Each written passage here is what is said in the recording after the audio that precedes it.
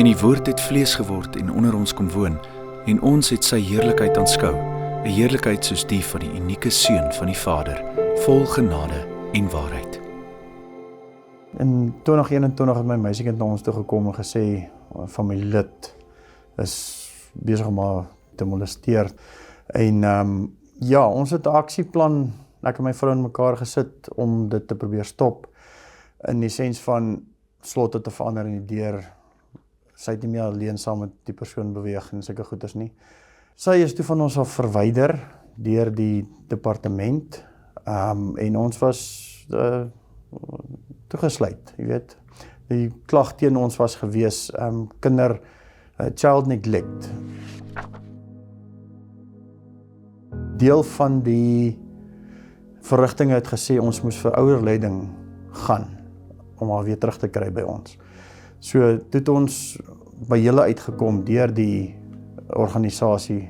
En ja, ons het by julle begin in Januarie van 2022 as ek korrek is.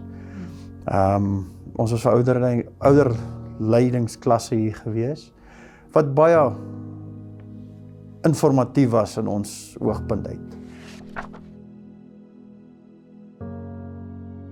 Oktober tot Desember toe het ons nie geweet wat om te doen nie. Ons is kloosters gewees in ons eie huis. Ons het nie vriende gesien nie, ons het nie familie gesien nie. En ja, toegesluit in die huis as daar polisie sirene verbygekom het, goed was ons in paniek. Ons het by julle in Januarie begin van 2022 en ons oë het oopgegaan, regtig.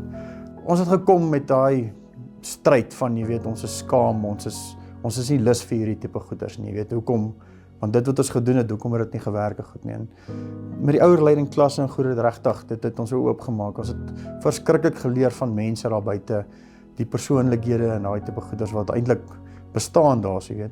Ou hoef nie te sukkel met 'n vraag van hoekom en waarom en goeders nie, daar is hulp. Julle het ons verskriklik gehelp. Wat in ons geval gebeur het, was die naasbestaande, my meisiekind was na hulle toe eerste uitgesit, en dit is familie en vriende wat in ons omgewing was, en as gevolg van die hofbevel, geen kontak nie, met haar en sulke goed nie. My vrou se ouers, haar suster, al haar familie aan daai kant, ons kon glad nie met hulle praat of sulke goed nie, hulle het ons basies verwerp, as gevolg van wat met ons gebeur het, en goed, en hulle het ons net nie bygestaan nie, waar julle, ek weet, boeke vol kan skryf vir die bystand wat julle ons gegee het in daai tydperk al.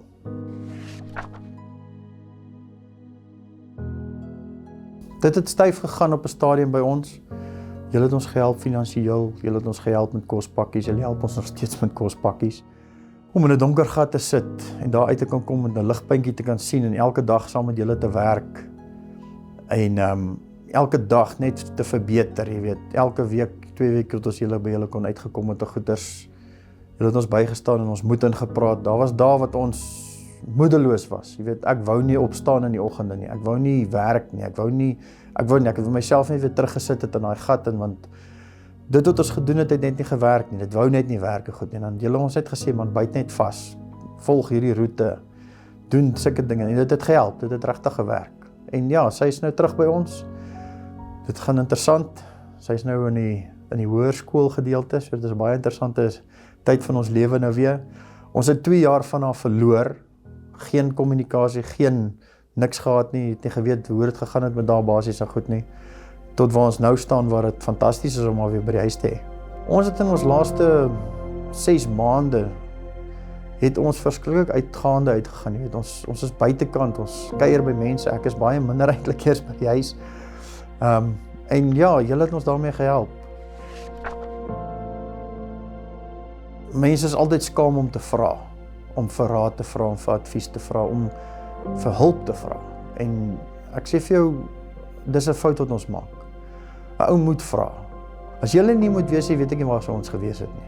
Eerlikwaar, ons sal, ek weet nie eens of my meisiekind sou ooit terug gewees het by ons nie.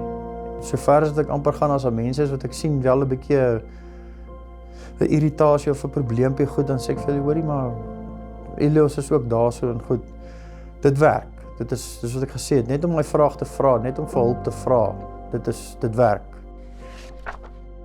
Daar is nog baie ander dinge wat Jesus gedoen het, maar as dit een vir een beskrywe moet word, dink ek sou die hele wêreld nie genoeg plek vir die boeke hê nie.